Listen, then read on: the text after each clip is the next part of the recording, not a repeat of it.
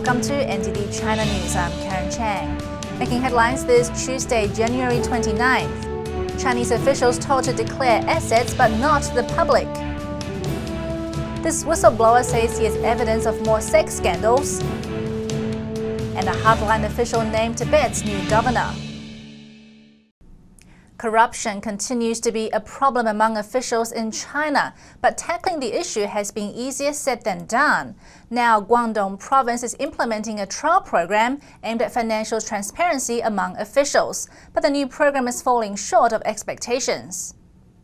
A measure to combat corruption is being tried in southern China, but critics say it falls short of what the public has been calling for.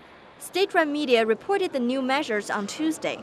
China Daily cited Wang Xingning, the Deputy Secretary of Guangdong Provincial Party Commission for Discipline Inspection. Starting after Chinese New Year, which falls on February 10th, officials in 3 regions in Guangdong will have to declare their personal assets. The catch is, the information will only be available to other officials via the government's intranet.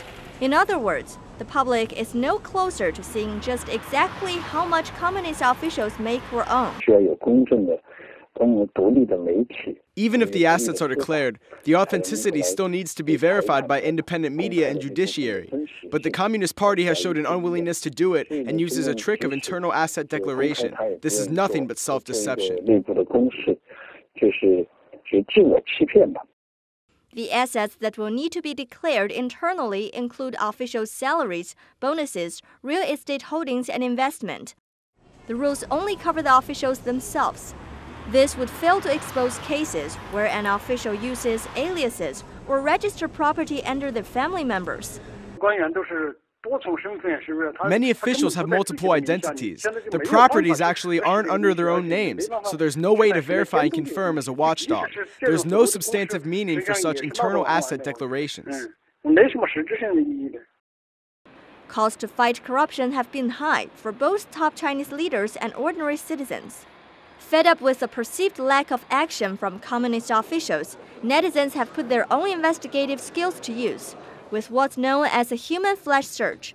This has led to online exposes of officials dubbed house sisters and watch uncles.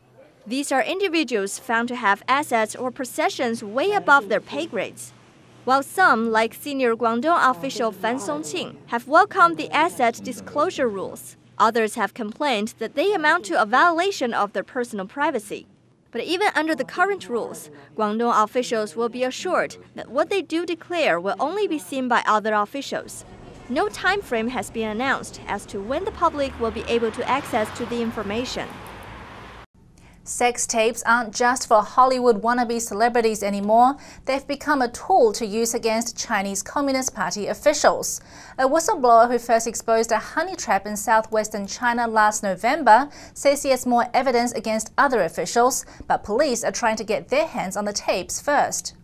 He's a whistleblower who has brought down 11 officials in Chongqing with a leaked sex tape. Journalist Zhu Ruifeng is now trying to keep himself out of the reach of Chinese investigators. On Monday, accompanied by 3 lawyers, Zhu met with Chongqing police in Beijing. They searched my home on Sunday, wanted to find out what else I had and who gave the tapes to me. They wanted me to hand over the tapes and to get my source. The saga began last November with a tape Zhu said was handed to him by someone in the Chongqing police force. The tape exposed Lei Zhengfu, a district-level party secretary who accepted the gift of a prostitute from a construction building owner. Lei was later extorted to grant building contracts to him. Lei was swiftly fired. Last week, Chongqing authorities said another 10 officials linked to the same sex extortion ring were also sacked. Zhu says he has more tapes that incriminate other officials, and that's why police are now going after him.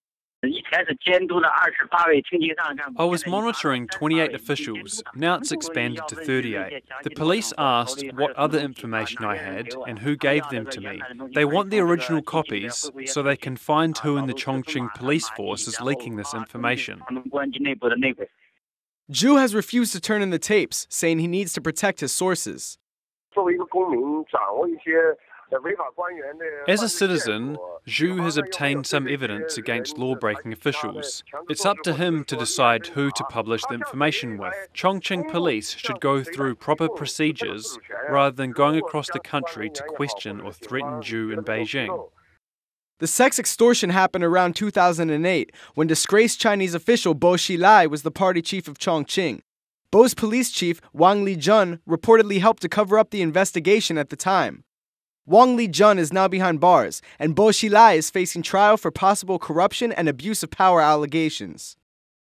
It has not been a good start to the annual New Year travel period. On Monday morning, 9 people were killed when a bus collided with a cargo train in northeastern China's Heilongjiang province. 38 others were injured. They were taken to a nearby hospital for treatment. I wasn't aware of what happened at the time of the accident. I just heard someone shouting, "We're doomed," and then I blacked out. When I came around, I had no idea what had happened. I found myself lying in the snow bleeding. I had no idea what had happened. State-run media reports the collision happened at a railway crossing. It had no guard station, crossing rail or any signal lights. One supervisor was supposed to be stationed at the crossing, but the woman was not there at the time of the accident. The bus was also believed to have been overloaded when the crash happened. China has just entered its yearly travel season ahead of the Lunar New Year on February 10th.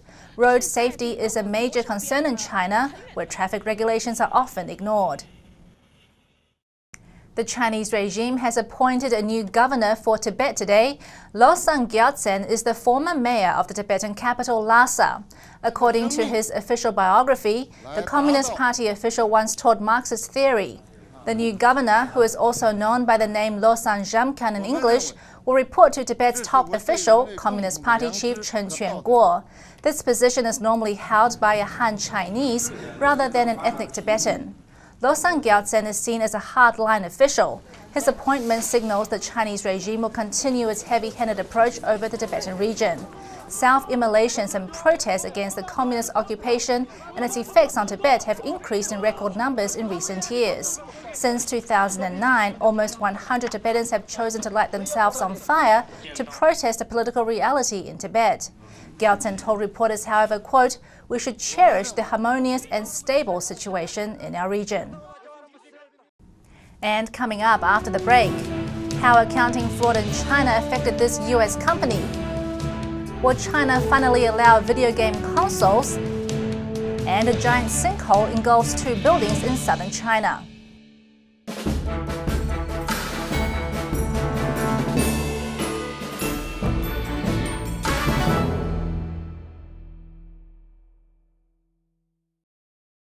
And welcome back. The CEO of US construction company Caterpillar took the hot seat yesterday. Doug Oberhelman accepted blame for approving the acquisition of a Chinese company that fudged its accounting records. The Chinese company Zhenzhou Siwei Mechanical and Electrical Manufacturing Co. inflated earnings and stock inventory that Caterpillar failed to uncover before it purchased the company last June. Caterpillar told its shareholders on January 18th that the roughly $700 million company it bought is now worth just a fraction of that, about $120 million. The accounting fraud will reduce Caterpillar's fourth quarter earnings by about 87 cents per share. Shoddy accounting practices by Chinese firms is problematic for U.S. investors. Last December, the U.S. Securities Exchange Commission charged 5 major accounting firms for the activities of their Chinese branches. Those branches would not disclose financial information of 9 Chinese companies the SEC was investigating, claiming it would violate Chinese state secret laws. For 13 years, video game consoles have been banned in China. Now, Chinese authorities are considering opening up the market, according to a source from the Ministry of Culture who spoke to state-run media. The source, who asked not to be named, said, quote, "We're reviewing the policy. We have conducted surveys and held discussions with other ministries on the possibility of opening up the game console market." In the year 2000, 7 Chinese ministries jointly banned the manufacture, sale and import of video game consoles in China. Therefore, the source said all parties will need to give approval to lift the ban. Several major game console vendors have previously made attempts to enter the Chinese mainland market, including Microsoft, Nintendo, and Sony, but all have failed. However, since rumors have been spreading that the Chinese regime may be changing its positions on the issue, game console companies have been preparing for a positive outcome. Next, we take you to southern Guangdong province, where residents and construction workers saw the earth open up and swallow a group of buildings. A giant sinkhole swallowed a group of buildings in southern China on Monday, prompting authorities to evacuate the surrounding area. It happened in the city of Guangzhou in Guangdong province. State-run media says the area is near a construction site of a new underground train station. The sinkhole first appeared on Monday afternoon, bringing down the first three-story building.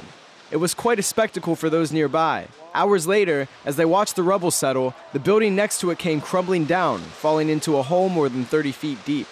The building collapse cut off power lines and water pipes from surrounding residents. Luckily, the buildings were vacant and no one was injured. Sinkholes are not uncommon in China. They have appeared in more than 50 cities across the country, including Beijing and Shanghai. State-run People's Daily reports that an increase in the number of skyscrapers and poor drainage development are to blame for this phenomena. Hollywood is no stranger to glitz and glamour, but a local movie and television screenwriter says he saw something he'd never really seen before after watching a classical Chinese dance performance by New York-based Shen Yun Performing Arts. Being in LA, a leading Hollywood television and movie screenwriter came to see Shen Yun, even relating the performance to his own line of work. I love the show. The show is beautiful, very beautiful.